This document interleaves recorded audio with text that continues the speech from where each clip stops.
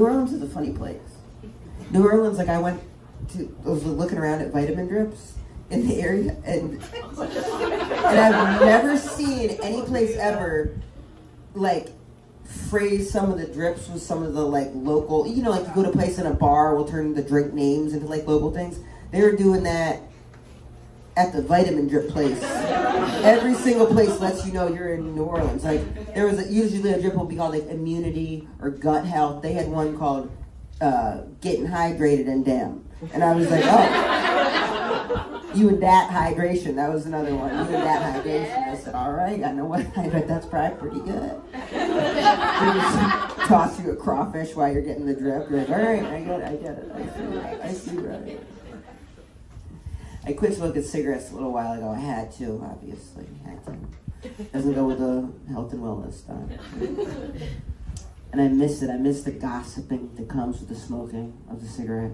It's not the nicotine that's addictive. It's the gossiping opportunity. Because if you're smoking a cigarette with somebody, you're already doing an unhealthy activity, so it's more likely you'll have an unhealthy conversation. And that's fun.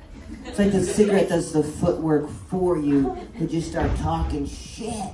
You don't even have to like the person. Like, I would have smoked a cigarette with Sarah Palin, probably 2 puffs in, I would have been out there like, Hillary is a bitch. You know? We all knew it. Look at her and look at you. And I miss smoking cigarettes and drinking and going to a diner. That is peak fun. I've never identified as a woman more than being drunk at a diner eating. That is where I really, because going to a diner with women drunk, that is it's all the pressure they're under all day for what they need to eat from society, which is like nothing. You're not supposed to have an appetite, right? So then when women get drunk, that pressure goes out the window, and so they're ordering food from a spiritual place. You better not get in their way if they're at a diner at 2 a.m. during the day. Just give me some lettuce. 2 a.m. they're drunk as fuck, like, biscuits now! I want the pizza made with a biscuit and a biscuit and a biscuit. Cook the cook. Bring them out here in the nachos, slice them up. Gabby, get me that 6-year-old's banana splat. And then you're just ripping butts outside. I took candy from a kid, literally. The more unhealthy an activity is, the quicker the friendship bond around it is formed, too. Like cocaine, you'll go into the bathroom with a serial killer. I've done cocaine 2 times, and both times I was with the most random group of individuals that you got like a priest, a soccer mom, it doesn't make any sense. And you're just in a small bathroom stall, forehead to forehead, like, we gotta start a business, guys. Think about it. Importing and exporting Girl Scout cookies. I got trust me. It's gonna be bad. I only just started taking care of myself, like for real, 2 years ago. 2 years ago, I became obsessed with undoing every negative thing I've done to myself and trying to make up for it in like a weekend. That's what I did. I took an inventory on my 20s. I said, I'm gonna have to do a juice cleanse. I'm gonna have to do a big juice cleanse. But I just started taking care of myself 2 years ago. And before that, I thought nothing worked. I was just prone to be depressed all the time. The world was on fire. And then now at 39, I'm just like, oh my God, was I just dehydrated this whole time? That might have been it. I was bitching a whole lot before I tried electrolytes. I mean, it was just chain smoking cigarettes, drinking Diet Coke. Nothing works. No, I think I'm bipolar without the actual other symptoms. Didn't try the basics. And the basics, you feel so stupid. I feel so stupid seeing that the basics work now at like 40. Like taking a walk. Makes me feel better. People who take a walk, oh my God, this one, breathe. It kind of works, take a deep breath. And you're like, oh, that does work. I haven't waited until I was about 39 to try that real inhale and hold. The only problem is now I'm like trying to undo how unhealthy I was in my 20s. So I'm like unhealthy about health and wellness stuff because I feel like I got a lot to make up for it, I'm taking shots of olive oil in the morning. I do it on an empty stomach. I take a shot of olive oil, coats my stomach. I do it out of a shot glass, and I don't drink alcohol. And it didn't occur to me that it would maybe be weird for my girlfriend to see an empty shot glass out. But because I didn't think of it, I didn't say anything, and then she confronted me and she was like, "You're drinking in the morning with your coffee?" I'm worried. And I said, no, it's shots of olive oil to coat my stomach. And when I said that, I could tell that was worse. That was worse. Because it goes from having a problem to just being a crazy person, you know? She said, maybe drink some tequila, you know? I'm obsessed with trying to understand aging at the cellular level, trying to extend lifespan, but the only problem is I'm trying to make my life longer, but I don't actually like my life, so it doesn't make any sense.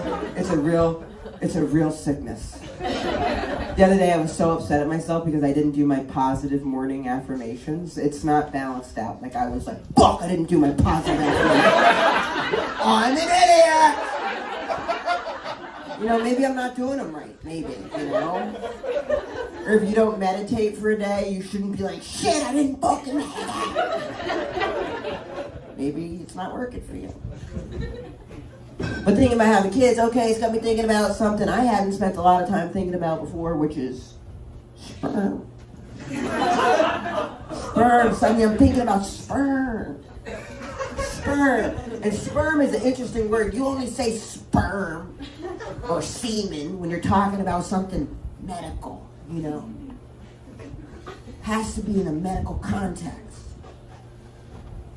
My friend didn't get that memo that sperm is the medical context because he said, you're thinking of having a kid, where would you get the cum? I said, what? What? Bless you, the what? He said, the cum, where would you get the cum? Sperm. He was like, it's the same thing. Yeah, I know it's the same thing. I know it, but different vibes, okay? Different vibes. Sperm is expensive, all right? Sperm is top dollar, it's medical, it's hygienic. Cum! Cum is free. Nobody is paying for cum. Nobody. Not one psychopath anywhere in the world is paying for cum. People are paying to cum, yeah, all the time, big business, but no one's paying for cum. I'm not going to a cum bank, it's not like that. Cum bank sounds like they wouldn't let you into the sperm bank, so they're like, look, like, we don't want your kind in here. But there's a cum bank down the way that might take it. Between the vape shop and the 7-Eleven. Ask your big dog, give me some cigarettes, I'll come in your face. Just cum bank. I was in Omaha last weekend and I said no one's paying for cum, and this guy, like, he really, you can never tell who's gonna respond to something. Like, he had a cowboy hat on, he had some type of leather vest, sawed off tattoos, and I said no one's paying for cum, and he started smacking his hand on the table and he was like, ah, no one's paying for cum. But now I think about him every time I've said that, because I'm like, who was he? What was going on in his life that resonated so much? Yeah, no one's paying for cum. This is what I've been saying. Like, were him and his wife on hard times, and she was like, go sell your cum, and he was like, okay. And then he went out and tried, he came back, and he was like, no one's paying for cum. And she was like, oh, yes they are, you're just doing it wrong. You were doing it wrong. And he's like, I swear to God, no one's paying for it. She's like, no, you're an idiot. And then he came to my show, and he's with his wife, and I'm like, no one's paying for cum, and he's like, yes! Right? Thank God. You'll see, that's what I've been saying, it's a supply and demand issue. There are these websites, they profile the guy, they tell you how much their sperm costs. It's kind of dystopian. But I've been flipping through it at night. Sperm, they talk about the guy and how much their sperm would cost, they profile. But I've been going through it at night, and I don't know what it is about being in the buyer position. I turn into like a Hollywood casting director from hell. I'm judging these guys, I'm ruthless. I'm like too old, too short, too fat, not fat enough. Oh, this guy went to Harvard, just undergrad though. Loser. My dad's a man though, great guy. He text messages me though. He's got this little weird quirky things with his text messaging. Straight white guy, in his 60s, he texts LOL with a Z. I don't know what 12-year-old girl taught you that little trick. Please stop talking to her. And he overuses LOL too. He'll be like, ate a big sandwich today. Ha ha ha ha ha. And then you add the Z, it's like, is he actually laughing? Like, ha-has, ha-has, ha-has, ha-has, ha-has, ha-has, ha-has. Dad. Ate a big sandwich today. Ha-has, you're adopted. Ha-has, ha-has, ha-has. Come on. I never heard back from him after that, actually. I'm waiting. I text my mom, LOL, like 4 hours later I get a text back. True story, she goes, Land O'Lakes? Kind of. You text Dad, you'll have quite the conversation. It'll be a good one for the two of you.